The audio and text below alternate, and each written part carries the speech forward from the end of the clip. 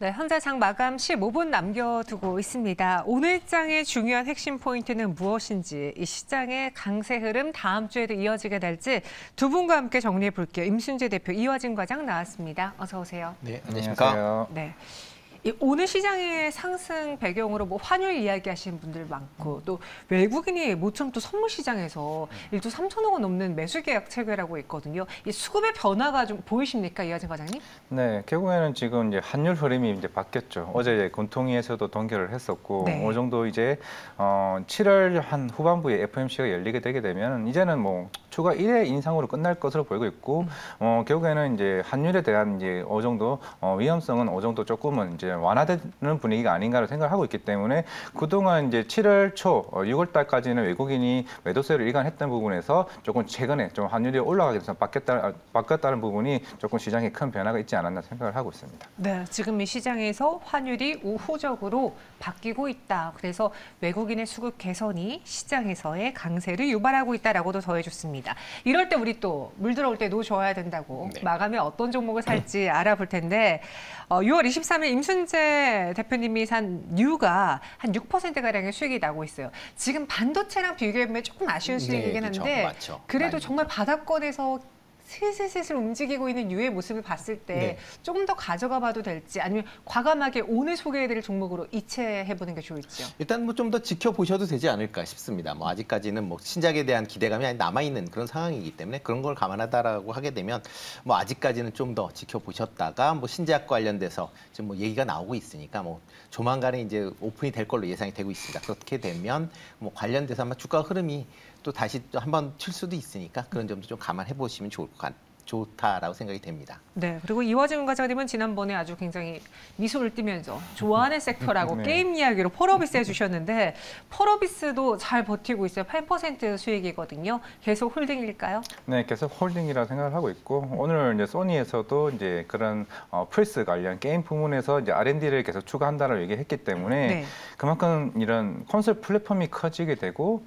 이제 향후에는 콘솔 게임만 방향성을 정해진 이제 펄어비스는 아마 주기적으로 계속 꾸준하게 좀 올라갈 수 있지 않을까 생각을 하고 있습니다.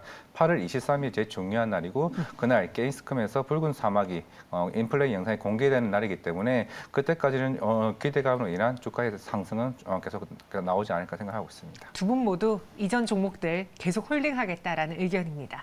그럼 오늘의 종목은 무엇일지 여러분들이 직접 보고 한번 판단해 보세요. 마감에 산다 종목. 이건희 과장님에 이어서 이화진 과장님은 제우스고요. 그리고 임순재 대표님은 한세실업을 이야기해 주셨습니다. 제우스 최근에 제가 SNS에서 봤어요. 탐방 다녀오셨던데요. 네, 어제 비 많이 왔을 때 아침에 다녀왔습니다. 성과가 좀 있습니까? 네. 간 보람이 있으세요? 저는 지금 가격에서 사도 된다라고 저는 생각을 하고 있습니다. 지금 가격에서요? 네, 어제 18% 마감을 했었는데 일단은 지금 승식세정 장비 업체고 실제로 이제 HBM 쪽에 물량이 지금 들어가고 있는데 제가 기대하고 있는 거는 7월 말쯤에 삼성전자가 만약 콩콜에서 캐펙스 투자를 조금 강력하게 얘기를 나온다라고 하게 되면은 이런 전공정이나 이제 후공정으로 다 들어가는 습식 세정에서 가장 수혜를 받을 수 있는 게 좀 제우스가 되지 않을까 생각을 하고 있고 물론 지금 최근에 이제 이미 미국 쪽에서는 기사가 났습니다. 구글을 치시면 나오는데 제우스가 미국 쪽으로 진출하는 얘기가 아마 국내화에서 조금 나중엔 좀 나오지 않을까 생각을 하고 있습니다. 이미 오피셜이 된 부분이기 때문에 물론 어제 올라갔던 부분은 당연히 이제 HBM 관련해서 이제 만약에 삼성전자나 SK 하이닉스에서 향후에 이제 그 관련 공정 이슈가 나오게 되면은 결국에는 수율이 제일 중요합니다. 그만큼 제우스가 그거 웨이퍼에 대한 이제 수율에 대한 개선 부분이 계속 가장 중요한 이슈가 될 것으로 보고 있기 때문에 사실 한미 반도체만 너무 집중이 됐던 부분이 충분히 제가 봤을 때는 제우스가 크게 영향이 미칠 것으로 보고 있고 물론 지금 이제 제우스도 이제 TSV 이제 본딩 장비를 하고는 있습니다만은 생각보다 이 실적이 좀 잘 나오지 않을까 좀 생각을 하고 있습니다. 결국에는 SK 하이닉스에 좀 위주로 됐던 부분에서 삼성전자가 이제 나올 그런 굉장히 그 버퍼 캐파 자체가 굉장히 커질 수 있다는 측면이기 때문에 뭐 제우스나 한미 반도체나 좀 마찬가지로 HBM 관련주들은 좀 하반기에는 좀 주도주로서 움직일 수 있지 않을까라고 생각을 하고 있고 그리고 사실 뭐 이 회사가 반도체만 또 하고 있는 건 아닙니다. 또 로봇 쪽으로도 하고 있습니다.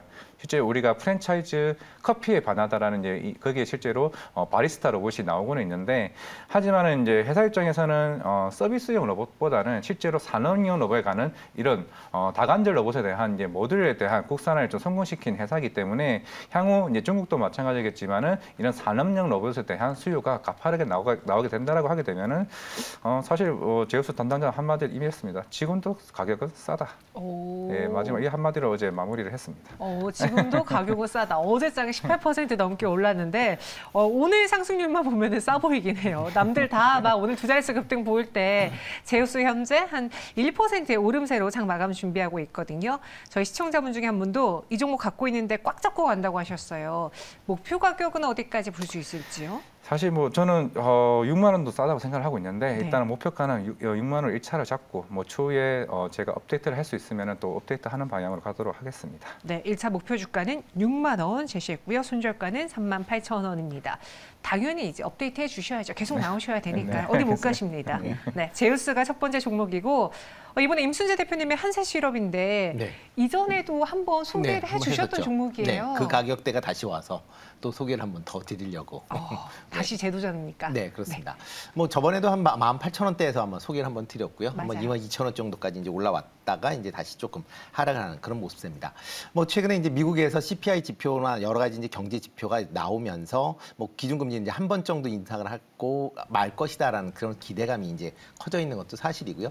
뭐 그렇다라고 하게 되면 뭐 하반기 이후에 미국 내에서 소비가 뭐 지금보다는 좀 더 증가할 가능성이 있다라고 보여집니다. 미국에서 이제 소비가 증가한다라고 하게 되면 뭐 그중에서 하나가 이제 의류 소비도 같이 좀 증가할 가능성은 충분히 있을 걸로 예상이 되고 있고요. 뭐 최근 들어 이제 계속 그러니까 미국 내의 의류 업체들의 재고가 지금 많이 좀 줄었고 특히 이제 요번에 아마존에서 이제 프라임데이를 하면서 또 이제 여러 가지 이제 매출이 뭐 또 다시 증가하는 그런 모습을 보였습니다. 그렇다라고 하게 되면 하반기 이후에 다시 이런 재고를 어느 정도 확보를 하기 위해서 발주가 많이 이루어질 걸로 예상이 되고 있고 이와 관련돼서 OEM 업체들은 계속 좀 꾸준하게 관심을 좀 가지셔야 되지 않을까 해서 다시 좀 나왔고요. 일단 2분기 실적은 아마 좀 더 부진할 걸로 예상이 되고 있지만 하반기 이후에 실적을 좀 기대하는 측면에서 좀 보시면 좋지 않을까라는 생각을 좀 해보고 있습니다. 뭐 여전히 뭐 PER 수준을 보면 아직도 뭐 6배 수준에 불과하기 때문에 그렇게 높지 않은 그런 수준이다라고 생각이 되고 있습니다. 뭐 7월달 이후에 지금 외국인이 한 38만 주 가까이 매수를 했고요. 연기금도 뭐 지금 10만 주 정도 매수를 했습니다. 그러니까 뭐 외국인이나 연기금이 계속 관심을 갖고 있다라는 점을 조금 주목해 보시면 좋을 것 같고요. 뭐 매수 가격은 뭐 오늘 조금 지금 뭐 보합권 내에서 움직이는데 조금 조정을 받는 뭐 18,000원 전후에서 매수하시면 어떨까 싶고요. 목표 가격은 22,000원, 손절은 16,000원에 하시면 좋을 것 같습니다. 네, 한세실업 저희가 18,000원대에 한번 소개를 해드리고 주가가 올라서 수익을 실현했던 종목인데요. 다시 그 가격에 온 만큼 재공략해 보겠습니다. 목표 주가 22,000원, 손절가는 16,000원이고요.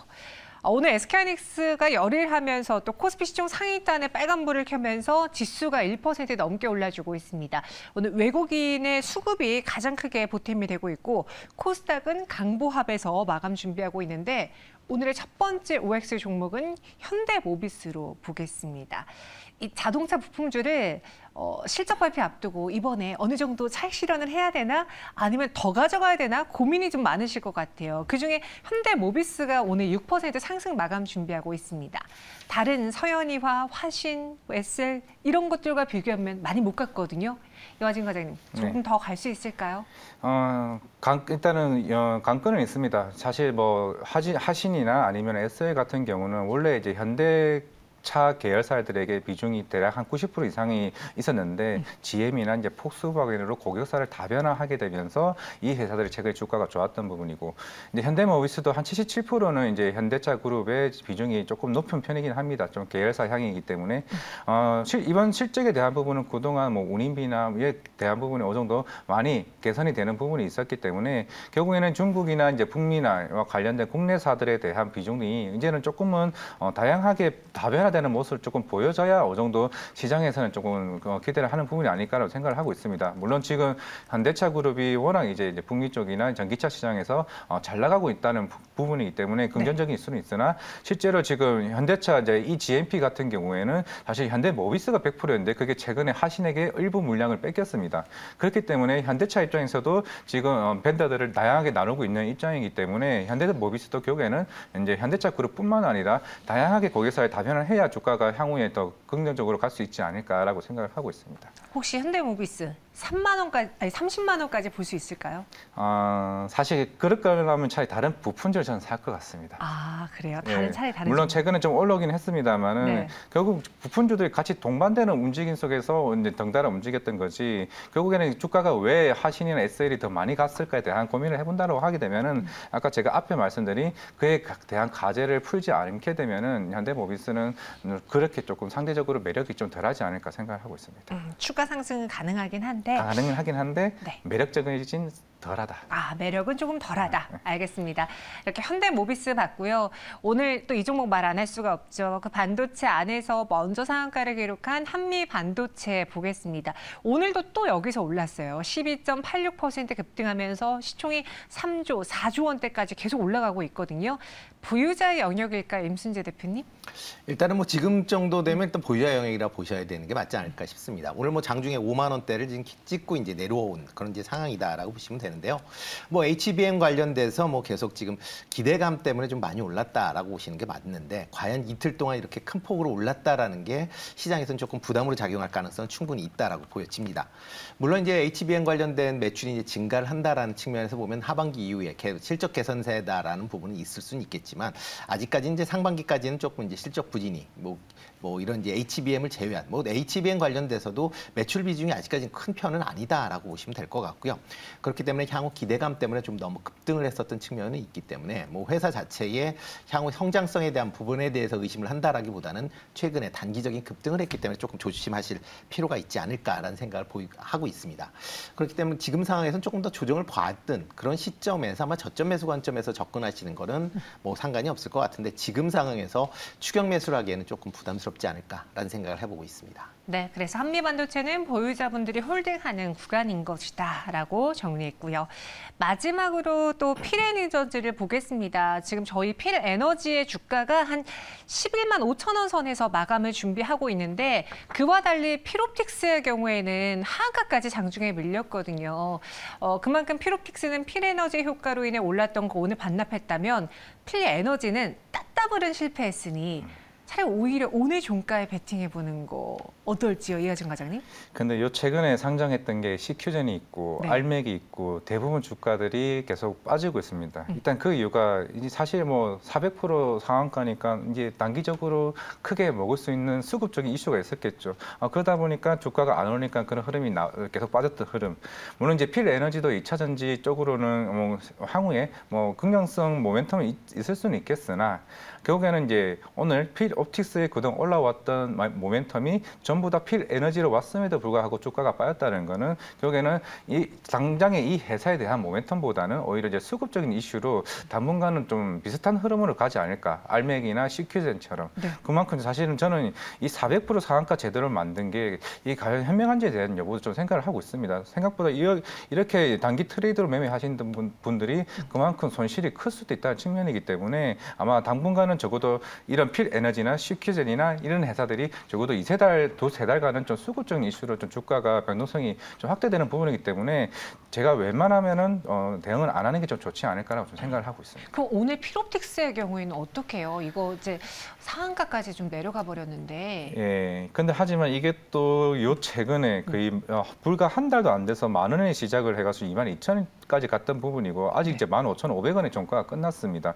그렇다면 이게 계속 꾸준하게 샀던 투자자 입장에서는 아직까지 차익 실현 물량이 계속 쭉 다시 한번 나올 수 있지 않을까 좀 생각을 하고 있습니다. 필에너지의 효과로 인해서 필옵틱스의 상승폭이 그동안 좀 컸기 때문에 오늘 급락을 하더라도 하한가를 기록하더라도 여전히 아직 매도 물량이 남아있을 수 있다. 그래서 추가적인 하락도 불가피할 수 있다라는 점까지 전해드렸습니다.